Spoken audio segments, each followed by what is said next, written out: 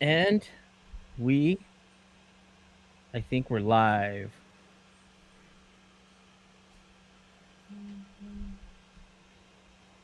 I just got your There we go. We are live. No one's watching, but we're live. just us, It's two just nerds us chatting, on a us nerds Saturday chatting, night. Sat Saturday with evening. all alone. Yeah, pretty much. This was the turn I kind of expected. So here we are, Robert and Julio. We're What's doing up, our thing everybody? again. My good friend, my Star Wars friend, my my brother, fellow geek. What's going on with you, man? Nothing, man. Whole lot of nothing. I just can't wait for this all stuff to get over to be over. I mean, Yeah, I know. Yeah, it all this everything has kind of hit you. From the gigs that you do and all the other stuff that you have going on. It's hit everybody. But the good thing, we've been holed up. We've talked about putting throwing something together and getting together and doing something. Um, so it's so we're fine. I guess with all this extra time, we finally had time to kind of talk about it and figure out what we were gonna do. right? Sit down and come up with something. Yeah. So what we're gonna be doing is we're gonna be launching a channel with Julio and I. Uh, and we get it. There's tons of channels and YouTube channels and podcasts and all that stuff. But what we're gonna do is make it a little bit less politically correct, I guess you can say. I mean, not vulgar, not Not it's yeah, it won't be vulgar. I mean, but it's just gonna be fun. it's going to be taking a look back down, like our little bio says, kind of trip down memory lane, the nostalgia of horror movies, 70s gore movies, 80s VHS movies, looking at all that kind of stuff, which I'm a huge fan of. I know Julio is as well. So, And not only that, we're going to be discussing our own personal stories per se when we're talking about a movie and the first time we saw it. We rented at the video store, and our own little struggles of how we got it or right, who rented it for us. right. We'll just talk about little stories, our history, onto how we see how we saw the movies and stuff. So, yeah. So, what we're gonna do? We'll kick it off tonight. Oh, what's the name of the podcast, bro? Name of the podcast is Behind the Plaid Curtain. No, so people are gonna ask, what the fuck does behind the plaid curtain mean? We tried to find a lot of titles for it, but everything was already taken. So We had a lot of titles. I was like, we kept going back and forth with. so we had to add the plaid curtain. So I don't know if you guys remember when you guys would go into a video store, 80s, maybe mid 90s, and you had that one little forbidden section, and it had that curtain with the little shoestring on top holding it with the 18 and over little sign. That's what or we're trying to go with that. yeah, or the big sign that when you were looking in the horror section, sci-fi, action, and then it was like the little closet. It was literally like a little closet, and it was, yeah, it would have like the shoestring with the curtain across, and it would say 18 and 18 and only, over. 18 and over only, or adults only. And it was always the little area that you would try to, I mean, I would, shit, I'm not gonna lie, I was what, 11, I think 12. we all did. You always try to peek between We all did. the corner and the wall, just to Yeah. see what kind of titles were hidden back there. I uh, would I would take my glove and my ball and just walk around the store and then like accidentally, oh shoot, and it goes in there. Then I throw in there. I was just getting my ball. Hey, so that's where the title comes from our early years of remembering going to the video rental stores. It wasn't even Blockbuster, it wasn't even Hollywood Video. They were like the little mom and pop video stores from the 80s and the night, or yeah, it was mostly the 80s. yeah. um For me, I can still remember perfectly. The name of the store was Top Video, and I grew up around East Los Angeles. So there was one in the corner of Gage and Cesar Chavez, and there was another one in the corner of Cesar Chavez and State, across the street from the hospital. mhm. And then there was one more on the corner of Gage and First Street, and it was called Top Video. And I remember that, like because that was the place to be. Yeah, I mean, That was it the was place. always. I mean, I remember my uncle would, we would go get movies, and then after we selected the movies, then you'd go like to the hamburger stand, come home, and then that was your night, eating burgers and fries and watching movies. A So quick story, quick little story. So the one off of Cesar Chavez and Gage, uh-huh. my junior high school was like a couple of blocks down, Belvedere Junior High School, and I went to Belvedere Junior High School there in East Los Angeles. I would always say work. Oh, I gotta go to work because the manager that ran it, would let me go there after school and run videos back for him, and he'll pay me like a bag of chips and a soda while he's in the office with his girlfriend, bro, Chilling with his girl. chilling with his girl, and so I would know what to do. I come in and grab the boxes, check out the return boxes, Uh-huh. put everything back, fix the walls, and I'd be all excited. Oh, my job, my job. He would never pay me. He'll give me free. He'll let me take free videos home and give me like a Yeah. soda and chips, but I will call it like my job. I see. I didn't even have anything like that. Yeah, I that's had what I nothing did. like that. So we'll get into it. The first one we want to talk about, I mean, when Shudder TV, or Shudder, the streaming app, was announced. I mean, I automatically thought, man, do I have the money to, be paying for all these streaming services? There's, I mean, Amazon Prime, and then there's Netflix, there's Disney Plus, and then when I started really looking at what they had, I was still kind of hesitant. But when they announced this documentary series called Cursed Films, I saw the trailer on YouTube. Um, so when they announced for Cursed Films, I thought, shit, now I got to get it, because they were talking about The Exorcist, The Omen, and all these other movies, Poltergeist, Po- that we always heard rumors and stories about, films that had these supernatural events, or kind of uh, scary events right. around these supposed horror, or around these horror films. So when when I saw that they announced that, I had to get it. I mean, I know it's like $6 a month. So and then now that we're kind of in this quarantine thing, I thought, yeah, I have to get it. So what did you think when you saw the trailer? I think I told you about it, right? You told me about it. You told me about it. I heard of it, but I didn't really quite get into it until you told me that you have to really watch it. Right. So I looked it up, and you're right. It's only $6. I'm not doing anything, so I got it. And as soon as I saw the first episode, I was just hooked. Yeah. I So I, I binge watched all the episodes, and a lot of the stories that they talk about, you hear about growing up when you were a kid. right. Now, as a grown up, you make your own decisions to think, oh, come on. You know, Yeah. when you first hear it when you were a kid, oh my God, oh wow, you get scared into it, and you want to see it firsthand. You go out, you rent it, or whatever. Now when you see it as a grown up, you look at it, but it's still a fun watch. Yeah. So we'll play the trailer so you guys can check it out. It's Cursed Films. It's on Shudder. It is a streaming service that you do have to pay. It's $5.99 a month. I think one of the promotions initially was the first month was like $2.99, and then the promotion I think I came in on was like 7 days for free.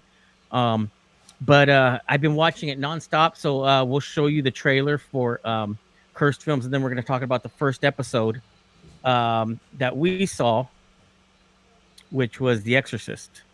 So I'll pull that up. Check that out. We hear a lot about cursed films around horror productions. Crazy things that happen on set of The Exorcist, or The Omen, or Poltergeist. When you're working intensively on a project and something really anomalous occurs, it's tempting to say this project feels cursed. There was all of this information about the movie being cursed. And then you enter the internet into that and forget about it. There are rumors that they used real skeletons from India and it led to a curse. If you need skeletons to come out of a muddy pool, what do you do? Well, just some real ones, I guess. Our brains are designed to believe all sorts of things, whether they're poltergeists, There was a moment during production when their sets caught fire. aliens, and conspiracies. Gregory Peck was supposed to be on a flight that he canceled, but the plane crashed and killed everyone on board. Angels and demons. the Antichrist would do everything not to have this picture made. For me, that was in one ear and out the other. It was the last night of shooting. It was the final scene with the rescue of the two children. Things are getting too close to the helicopter. And I turn around, I said, run. They do the shot, and then he drops down, and he didn't get up. I think it's easier for people to try to come up with some kind of conspiracy theory that helps justify why this person is suddenly gone. There has to be a reason for something terrible happening. That's the crux of all this cursed thinking. I think we bring on our own curses upon us. Otherwise, you have to believe that there are really demonic forces out there.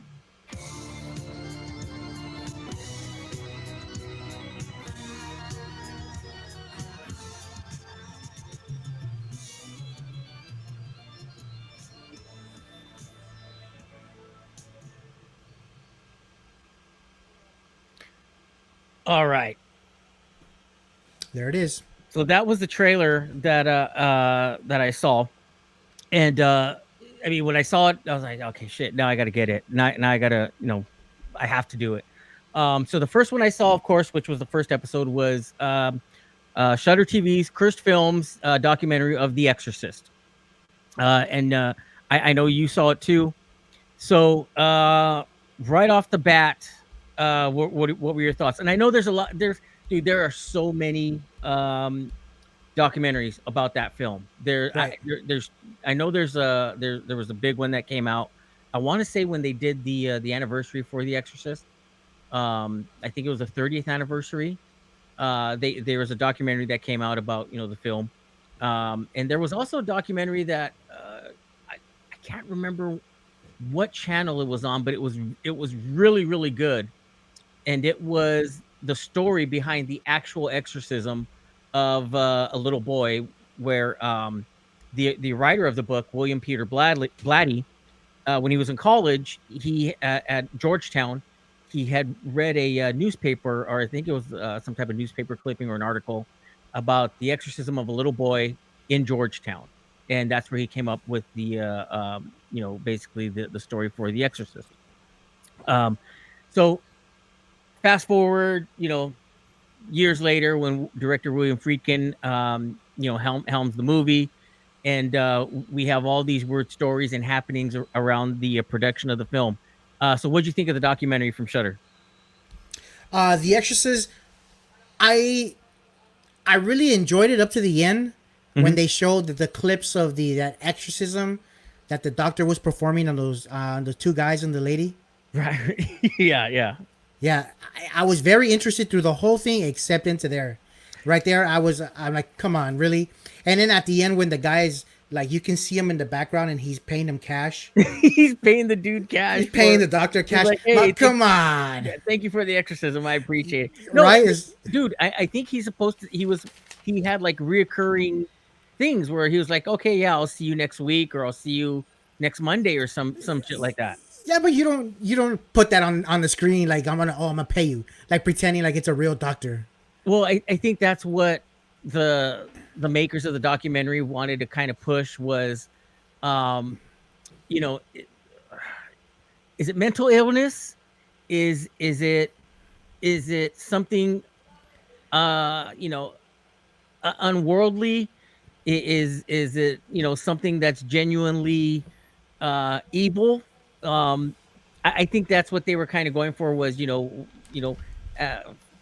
this person believes that they have this issue, and there's somebody that's capitalizing on it by saying, right, hey, I'll be here to help you, and that'll be $550 before I leave, kind of thing. Right. So but other than that last part, which I didn't like at all, I thought it was great. I liked it how I know there's other documentaries, but sometimes those documentaries, like, they just go on and on and on. This one was short and it cut straight to the point on all the areas. These documentaries are only 30 minutes long. These right. little docu-series. Right. I was, when I clicked on it, I was expecting it to be like an hour or something, but no, right, because normally documentaries, you need that time to show and to prove the stuff that they want to talk about. But this one was straight to the point, quick, and I liked it. I loved it. I think what it is too with Shudder is they know who their fan base is. They know who their subscribers are, so they know uh that everybody watching, I mean, has seen the movie, has probably seen, other documentaries regarding the movie. So I think that's why it was only 30 minutes long. Like, it's like, hey, you already know about this movie. There's really nothing new we're going to tell you other than, kind of diving into some areas that you may not have known of. Like, I didn't know about the one of the actors was later convicted of murder, who worked in that radiology department. Yeah, Paul. His name was Paul Bateman. Paul I never heard Bateson. that story. I never heard that one. He was the chief neuroradiology technologist, and he supposedly in the film where Reagan is being gurneyed around in like in a hospital scene. Yeah. It's a real hospital with real doctors. One of the guys there, his name was Paul Bateson, and he killed this fella named Addison Verrill, who was a variety reporter, and yeah, he confessed to the murder. Yeah, so I had never heard. And he wasn't even like part of the actor, like an official actor, until they told him they're gonna use real doctors for that scene. Yeah, I'm surprised that all the stuff I had read, or all the things I had seen. Yeah, I didn't know about that either. Yeah, I had never heard that story before. And I also, the thing that I've always that's always stuck out to me about that movie was the makeup effects. The guy who did the makeup for the movie for The Exorcist is Dick Smith. So Dick Smith was really like a really well known Hollywood makeup artist. He did the makeup for oh gosh, Vito Corleone, for Marlon Brando for The Godfather. Okay. He also did the makeup for, of course, for Reagan. But what I didn't find out till years later.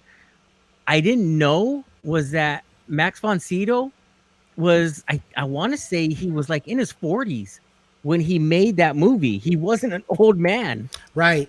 And right. I had always thought that he was like an old dude. Exactly. I mean, even I want to say up until like, maybe 7 or 8 years ago, I always thought he was an older guy, like in his 70s when he made that movie. But when he made The Exorcist, hang on, I'll pull it up right here. He was I want to get his age when he made that movie. The dude was younger than me.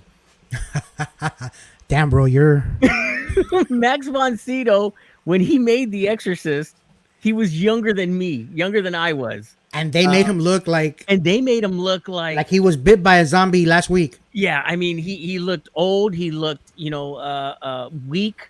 Like frail. I want to say. Mm-hmm. And I mean that's a huge credit to Dick Smith, the makeup artist, and of course Max von Sydow for portraying the character in that way. But yeah, I never known that Max von Sydow was younger than me when he played the priest in the Exorcist movie. But so as a whole, my thought, I'm right in line with you with how I felt the series or the documentary played out. It had me through the whole thing. The ending with the guy doing the door-to-door exorcisms. Yeah, that was I think that was probably the my least favorite part of the series, and it's only towards the end. And it does leave you like an open-ended. It's like an open-ended movie. You're basically left at your own conclusion, right? To determine, are these movies cursed to a degree, or is it just productions when you have stunt people and things it wasn't done the way it is today, basically, as far as safety regulations or the way a director would run a film, because Friedkin was kind of an asshole. Dude, he was savage, man. So William Friedkin was, he didn't pull any punches. No, if he wanted the shot, he was gonna get the shot. Yeah. And one of the crazy stories was when I heard from the Cursed Films episode that he would actually shoot a gun off while filming, while filming to get that scared reaction of the actors, and that's kind of uncomfortable. Like the first time, hey man, what the hell? You get scared, Yeah, and then you're like, then you get nervous, and you're waiting for the next one, and then it, you know what I mean? right. That was savage. That's savagery right there. Yeah, I mean, there, I think one of the it's one of the guys from Blumhouse, one of the executives from Blumhouse had made the statement about there's no way that they the way they made that film could be made today. I mean, actors and actresses and crew people would be all over Twitter saying, "Hey, this production is out of control. It's abusive." I mean, it's been called abusive. I've heard other people talk about it, how that production was extremely rough. I mean, but you know, where's the balance? Because I mean, look how you know great that film was in the sense of It's reality and all the accolades it received, that awards. that film is number one in 75% of the people that are into horror film. Yeah, Number one. It's not my number one, and the only reason why I didn't pick a number one was because um, your mom didn't allow you to see it. let me describe let me describe my mom for you guys. Sissy Spacek's character in Carrie, Yeah, the mom, with the candles all over the place, with the statues everywhere. That's my mom right there. that was So a movie comes out, The Exorcist, and she says, "No way, no way, you're watching that. God is my witness. You're not gonna watch it. Oh, but by the way, here's a Texas Chainsaw Massacre. Go ahead, have fun. Yeah, let's go." Yeah. So, Texas Chainsaw Massacre for me is my favorite. I had always seen the television version when they used to play it. Oh man, I don't even remember the channels. 'Cause I was young. I was really young. The Exorcist, Yeah, I want to say Channel 13. I was like 7. Yeah, Channel 13. I remember Yeah, that. I was around 7 years old when I first saw it, and so I had never seen the theatrical version until maybe I was about maybe 16 or 17. I'd always saw the television version, so I really didn't know about some of the extremes in the film, like with the crucifix and stuff. So I really didn't know until I was a teenager when I saw it. But yeah, the movie had me petrified as a kid, and part of me didn't even want to see it. There was a huge part of me that didn't want to see it, until I got a little older. Because even I when it saw played it. on TV, yeah, I wouldn't see it. I saw it once. Older. I want to say maybe junior high school. I rented it on the video store and I saw it there. I saw it again. I want to say maybe about 15 years ago, where it re-released, remastered in the movie theaters, Oh yeah, where you can actually see the face of Zuzu on it. yeah. Hmm. And I saw it there again. I've only seen it twice, so Yeah. So I mean, getting back to the documentary is good. Um, like I said, it had a little bit more. It had more insight in the film. Some things I really didn't know about. The ending was, I could have done without that ending. right. But I get it. I get what they were where they were going for. What they were trying to do with the ending. But other than that, I mean, I thought the documentary was great. 30 minutes. You're in and out. It's Right. correct. It's right to the point. Um, so I mean, I think I watched the first 3. It was The Exorcist, The Omen, and Poltergeist. Those are the first 3. So I ended up watching all 3 of them like within one setting. Um, so And they flew by, right? oh, it goes fast. Yeah, I saw them all. I saw them all in one sitting, and they just flew by. Like each one, I was excited for the next one. That last one was a downer because of the story, which we'll get into it later. But I'll I mean, say the Poltergeist episode and the Twilight Zone episode really changed my thoughts on John Landis, man.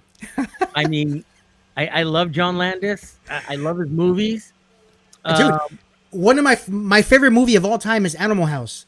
Yeah, That's my favorite movie of all time, and like after I saw the Curse film, that last episode of the season about the Twilight Zone, I'm like, oh man, this guy, Yeah, this guy was horrible. He was a bad person. yeah, I mean, I don't want to say. We'll get more into it when we get to that episode. Yeah, we'll But talk about it a little bit more in depth. so so Cocaine is a hell of a drug. I'm telling you, cocaine will make you think all kinds of stuff. Oh man. man, yeah. Like cocaine, you're gonna have 7 and 8 year olds working at 2 a.m. in the morning. 2 a.m. in the morning. Yeah, go score me some coke, man. yeah, man. But no, yeah, that episode, and it being the last one, I don't know if they're coming out with more episodes or anything else that's coming out as far as Cursed Films, but Twilight Zone episode is the last one, and yeah, that's a bummer, man. That one's a sad one to watch. So I Right. think for me, my favorite one so far is Poltergeist and the Twilight Zone. Right. So I'm the same. Poltergeist and Twilight Zone. yeah, those are definitely the highlights Yep. of the series. They do have I was also watching the Camp Crystal Lake or Return to Camp Crystal Lake. That's a Okay. 6-hour watch though. Yeah. See. Yeah, it took me it took me a few days. It took me a little while to get through those ones. It's a good documentary though. It starts from the beginning of Jason when the writers and producers first conceived the idea, and then it goes all the way up to the remake. I think it was in 2013. Okay. Yeah. Yeah. Was it 2013? I think it was. I think so. The remake, but yeah, I would suggest if you're a horror fan, I would suggest getting Shudder. I love it. I mean, I even watched Elvira, Mistress of the Dark, the other night too. So yeah, and I saw that in the theater. I saw it in the theater. So yeah, I wanted to revisit it. I was watching it, and the kids were asleep. I didn't want my kids to come out and see me watching it. Why? What were you doing, bro? There were some parts where like I heard my kids waking up, and it was the part where she's walking around in like the lingerie. I'm like, oh fuck! I don't want my kids to come out. So what are you watching? Why'd you make us go to bed so you can watch this? But no, That's funny. Yeah, I watched it. I mean, it's a fun movie. I remember seeing it in the theaters when I was a kid. So Yeah, I've had the channel now for a week, and I just revisited the Friday the 13th series. So.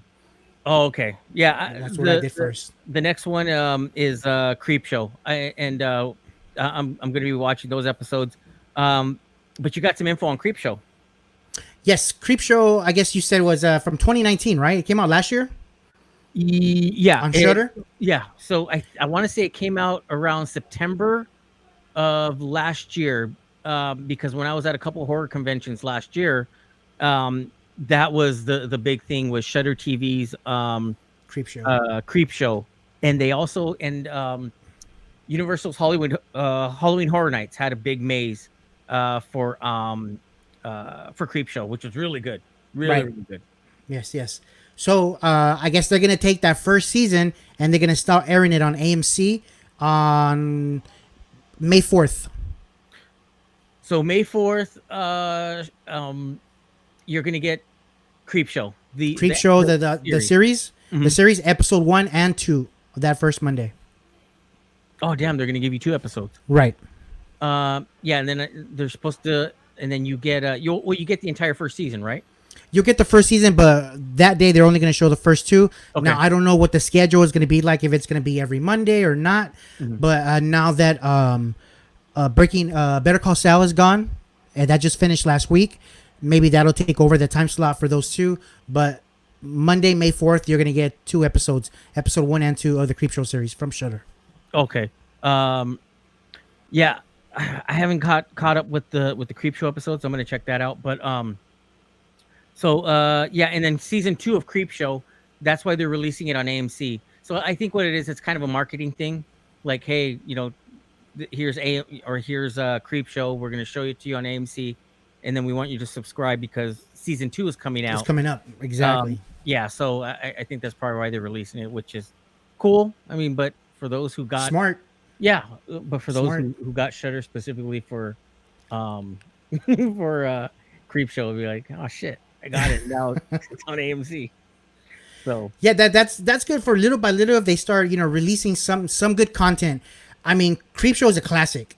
yeah, Just the name itself, Creepshow, you know it's a classic. So it'll get people viewers, just by the title alone.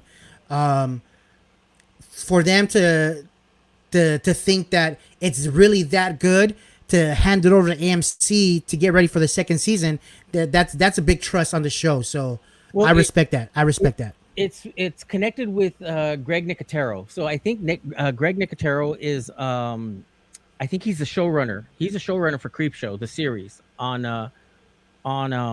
Shudder, and then of course he's part of the Walking The Walking Dead and Dead. the Walking Dead.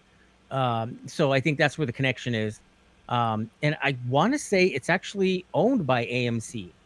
Shudder's actually owned by AMC. Okay. Yeah, I want to say that yeah, Shudder is their small little offshoot channel, so it is owned by AMC. So yeah, that's where the connection is, for it to go to AMC, and then of course they're gonna want you to subscribe to get Right. season 2. So anything else? No, I mean we can discuss like actual stuff that happened in The Exorcist that they talked about, like Max von Shadow's brother died the first day of filming. Oh, that's right. Yeah, so like there's stuff that pretty much they're gonna lay it for you, and you have to decide if you think it's cursed or not. Like for instance, Max von Shadow's brother died the first day of filming. There was the guy that kept the room cold. Yeah, one of the effects guys. Right, right. Yeah, his role on the set was to keep that room, like at freezing temperatures. Yeah, he passed away also during the making of the film. Linda Blair's grandfather, he died while they were still making the film. Mm-hmm. It's just a bunch of coinkling stuff that happened while making the film that lead you to believe that, oh my god, the film is cursed. So I don't think it was on in this episode, but in one of the other episodes they mentioned, um because this was a horror film and it had the impact that it did, would it be considered a cursed film if if all these events happened as on like a comedy? Would one consider the film to be cursed or haunted, so to speak? Right, right. So they brought that up. Also, what I really liked about it was they brought in different um, um, people who, like they had a professor of the occult from a large university who was who teaches um, history and mythology. So he weighed in on it. They also talked about scholars from a museum, and how the producers and the writers of the movie, really did their homework on Right. the history of the demon, and Yeah, Pazuzu, the statue Pazuzu. yeah. So I think it was one of the curators from I forget what was it, in Washington D.C., from a large museum, or was Right. it New York? I can't remember which one. But yeah, she talked about the history of the demon, and um, you know uh, just how well the movie was put together in that sense. Right. So yeah, it's filled with people who are knowledgeable of the film, knowledgeable of the history of the film, as well as coming from even like a skeptic point of view. Um, Yeah, it came from all levels, right. which So is very good, very helpful. Uh, it keeps your mind open to cursed, not or what. So so that's what makes it interesting. yeah, and It's then you had, it's not just one person point of view, filling your head with this happened, this is, it has to be a curse. It was just a round table discussion of coming from all directions and all points. yeah. So I mean, that's what I really liked about it. So it gives you a very objective point of view for the film, and for the viewer to draw their own conclusion, in the end. But again, I'll say, yeah, the last part, the ending was a little, um, I didn't like it, but I know where they were going with it. You can see where the producers of the docu-series were going with that ending. So, but all around really good. I would suggest it. Check it out. It's Definitely. a lot of fun. Definitely. Just to go back a little, when we were talking about how the director Savagery, the part where Reagan is already possessed and she slaps the mom. Yeah. The first take, the director didn't like at all, so he went back to the back. Who the guy was pulling the cord to the I guess what was it the vest that the mom was wearing. Yeah, so she had a vest on underneath the sweater, and in the back, she was a cable was attached to that to the vest underneath her her costume. So yeah, it was connected from the back, and so there was somebody on the other side of the wall on the soundstage that was gonna pull her back. You know, as soon as the Reagan's character slaps the mom, you know, his job was to pull her, you know, to show the effect of, you know, the Of force her like flying. from her getting slapped. But Yeah. yeah, yeah, and that story's been known for a while that Friedkin didn't like the first take, Right. because yeah, he thought it was too weak. So they cut the take. He went around back, talked to the guy, said, "Hey, really pull the hell out of this thing." So the dude, like, you know, the director, you know, yells action, scene begins, and the guy just, I guess, yanked the hell out of that thing and pulled her back and actually injured her Right. during that scene. And so all the pain and the you know the way her face looks, how it's cringed in pain, it's actual pain. It's the actual pain, and that's the scene that they used. Yeah. That's in the film. That's the kind of director this dude was. Yeah. But I mean, we talk about, you know, the things that he did. Did you know he did Cruising? Did you ever see Cruising? Yeah. Yeah, he did Cruising with Al Pacino. I didn't know he did Cruising. Yeah, yeah.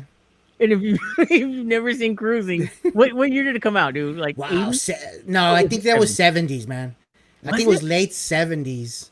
Maybe 80, 81. So Cruising is with Al Pacino. Who else is in it? I remember Al Pacino. And I remember I was watching some of it on VHS, and then I Let me wasn't see if I allowed can to look watch it up. anymore. They kicked me out of the room. Cruising is about I want to say it's a story about it's set like in the gay community where there's a killer who's on the loose and killing gay men. Yeah, And it is 1980. it was 80. Right. So yeah, that's the story is that, yeah, the these detectives go undercover to try to find this this killer who's killing men, that I guess they're picking up like in gay bars and stuff, right? Right. And so it has two, like a double entendre meaning. Cruising meaning, you know, like, you know, men cruising gay bars and clubs to pick up other men. But it's kind of, it was set like in, I've never seen the whole movie, but isn't it, I remember there being a lot of leather, right? Well, 80s, yeah, like, late, because that's why I thought it was late 70s because of the leather wearing. But it was in the 80s, and yeah, they wore a lot of leather, and then the certain bandana color meant something.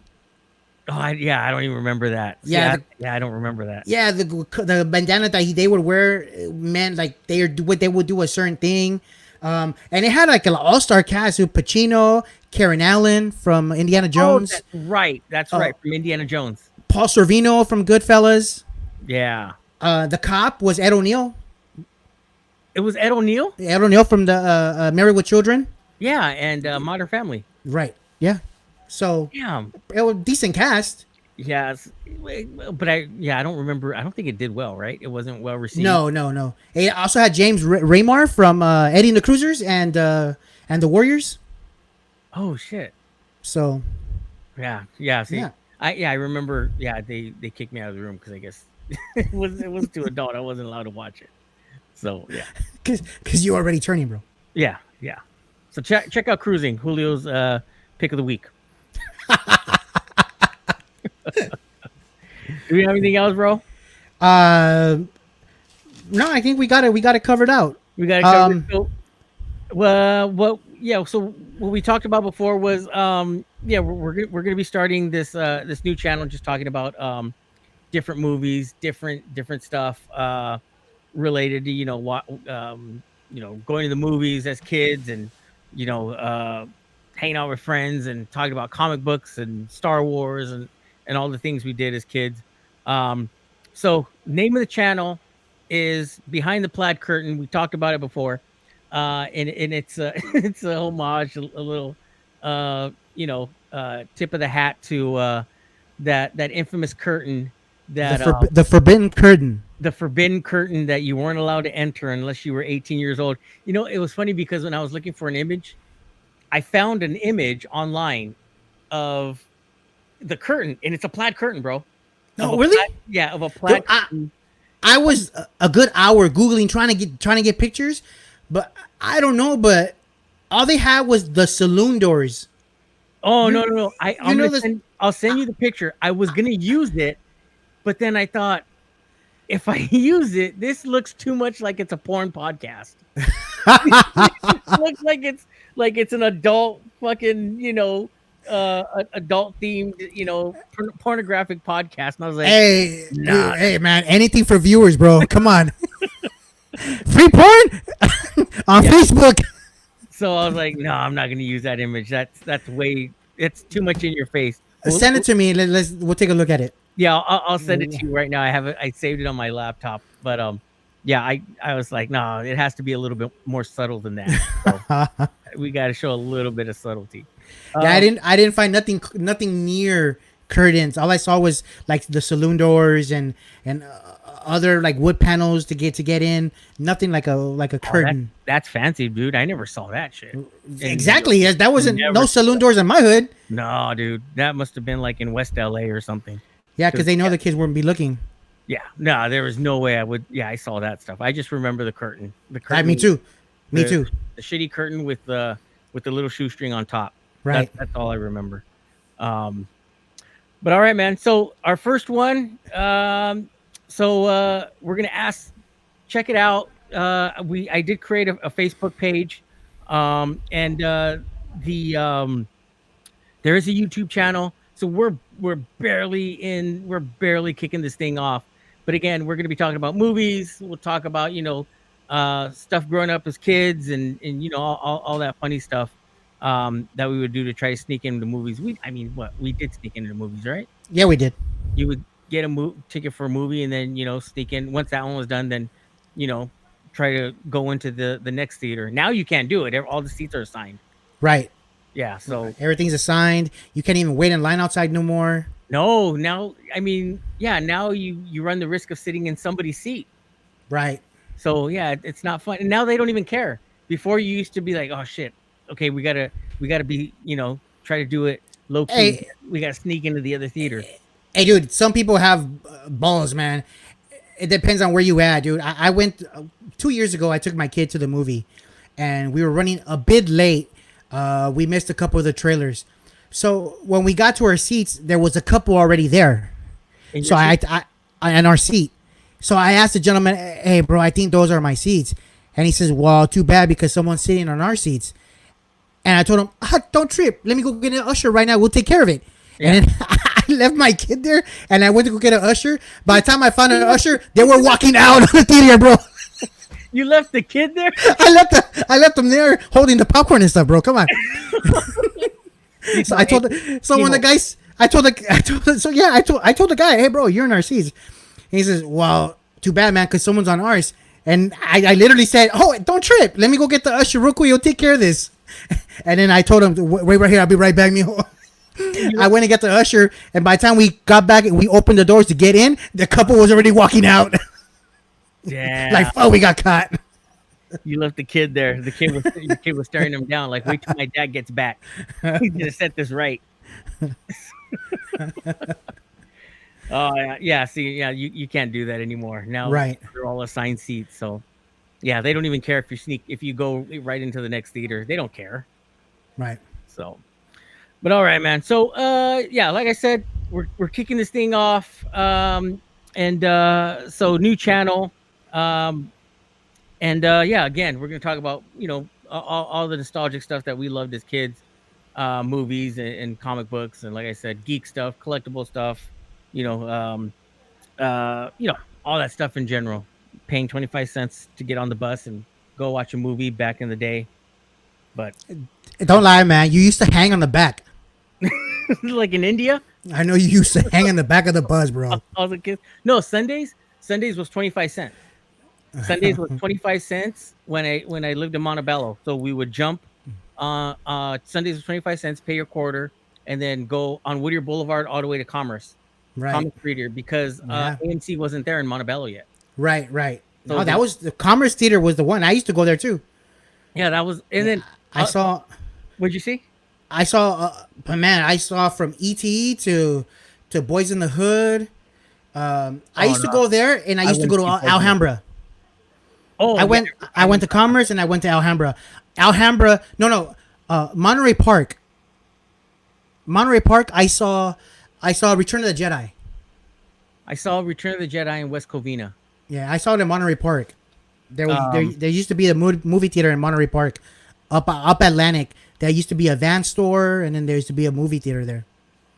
Is it still there? No, that thing closed down a long time ago. Yeah, I saw Tim Burton's Batman at in Commerce, and I was pissed because they had Spanish subtitles at the bottom, and I didn't know. Did it say El Batman? So I remember it was a Sunday. So I want to say I remember Ghostbusters. Ghostbusters 2 came out. I want to say they came out around the same time. And we went to my friend and I went to the movies on Friday, but we really wanted to see Batman. So we bought a ticket for Ghostbusters 2, and then we were going to try to sneak in to go see Batman. But I mean, they had the line locked down. There was like no way you were going to get in. And this is, before, assigned seating. So if you got in, you got in. But I remember we got a ticket for Ghostbusters 2. I remember my mom dropped us off in my dad's work van.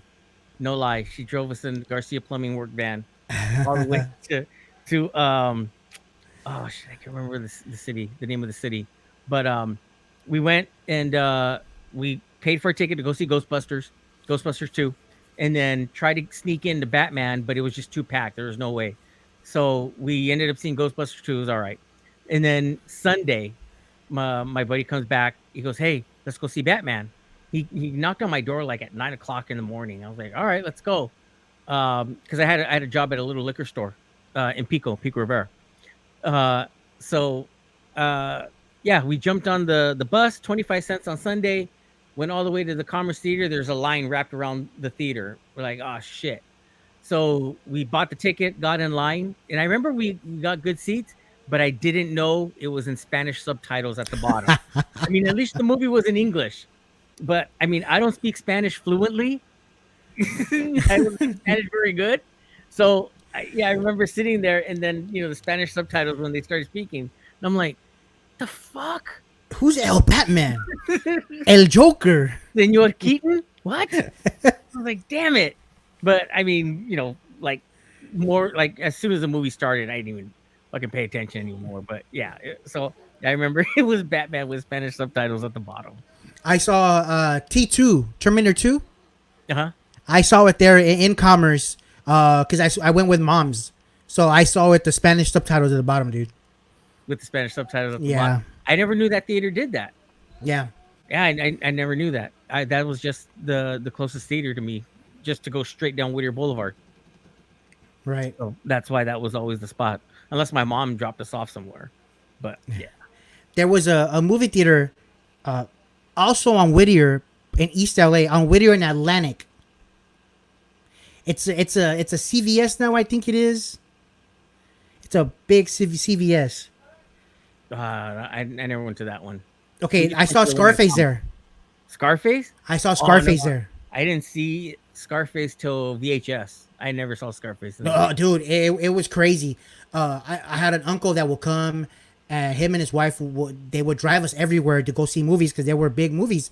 Uh-huh. The first time I saw Close Encounters was my uncle coming to our house and bringing like a black box. And he's like, "Oh, you guys gonna watch this film? This is a great film." And so we saw Close Encounters. And all the times they would come, they would want to see movies, which was cool because growing up, I wanted to see it. Yeah. This guy, I was young, and my mom didn't know what the hell was going on. He's all, oh, let's go see this movie. It's called Scarface. It's gonna be really good. He took us to go see Scarface with my mom. I was a kid, bro. What the?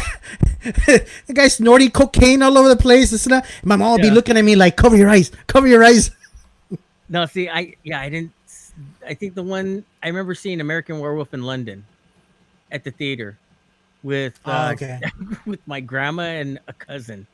Uh, yeah, she was. I think she was like 20 or 21. My cousin. I But, saw, I saw that movie at home on TV, and it was funny because the why I saw it was because I was watching the World Series game. Uh-huh. They were showing the World Series. I don't know who was playing. I think it was the Tigers in the mid '80s. It was a World Series, and they said, "Don't forget coming up after the game, American Werewolf in London." And I'm like, "Oh wow!" And that's how I saw it. I saw it because they were talking about it in the baseball game, and then after the game, I stood watching the same channel, and they showed the movie, and that's when I first saw it. And then I know they had cut certain things because that one, like, oh man, I'm gonna go straight to the video store tomorrow and get the real movie to see what really happened. Yeah, no, I remember. Yeah, and then during the shower scene, my grandma put her hand over my eyes when he's in the shower with Shower her. with the girl, yeah. But they didn't cover my eyes when the dude gets fucking mauled by the werewolf in like the first 30 minutes of the movie, and then the dude is just fucking like torn to pieces, and he's on the ground like this, and Right. I'm watching that, I'm like, oh shit, like, oh my god. And you know what? It's funny that we're talking about that actor because we're gonna get into the sister who was in Poltergeist. Yeah, the actor is Griffin Dunn. Griffin Dunn, yeah. What was her name? Oh, Dunn. Dominique Dunn. Dominic, yeah. Dominique Dunn is the actress from Poltergeist. That was his sister. Yeah. That story's sad all around. But yeah, dude, I remember that. I don't know what it is. We like, I mean, I can say for my family, Mexican family, they'll let you watch the most fucking violent, horrible, acts of violence, murder on a movie. But when a pair of breasts come out, forget it. No, cover your eyes. You can't see that, or a guy and girl kissing for more than like 10 seconds. Like, oh no, cover your eyes. You're not supposed to see that. Right. But yeah, I remember that, specifically, like, yeah, seeing the dude getting shredded in the first 30 minutes of the movie, and watching everything else happen in the movie, and then the one scene where, yeah, she's in the shower making out with the dude, and yeah, just right away, hands over my eyes because I couldn't see that. And So, not only that, his character, like, throughout the whole movie keeps changing, and in the last you see him in the movie, he's really tore up, like faces coming off, and that was amazing, dude. yeah, that was. I think they finally used a puppet on that one. Yeah, that was a puppet. So, all right, man. I think we're coming up on an hour, so we'll do it again. Definitely. So, yeah, just look out. Let's I don't know what days we're gonna do this. We were just like, hey, let's do it. Let's just finally get together. Let's just finally put it out there. Even if we do it early or a day by ourselves, we just set it up. We're still gonna try to put it on our YouTube channel. They can just go back and look at it. Yeah, so it'll still be on the channel. Please subscribe to the channel. Are you able to share it? Can you share it on the comments for the YouTube channel? Are you able to do it? We'll see if we can find a way to do it. Yeah, no, I don't see it. But yeah, just look for it. I'll probably start sending invites for people to check out the channel, and the page. We created a Facebook page for it as well. But yeah, talk about movies, all the geek stuff we enjoy, even now. So we're just getting it started. It's just starting now. So thanks again for everybody, all 13 people that saw this. Thanks for watching, checking it out. So the name of the podcast it's gonna be behind the plaid curtain. So check it out, everybody. I'll send people a Facebook link to like the page, and then we'll start posting some stuff on there. And Definitely, Julio, oh no, you don't even have anything going on. dude. I was Nothing gonna going say, on. when's your next stand up show? Nothing, There's man. nothing going on. Nothing So, going on. all right, yeah, we'll be back. We'll see you guys next time. Thanks. Bye bye.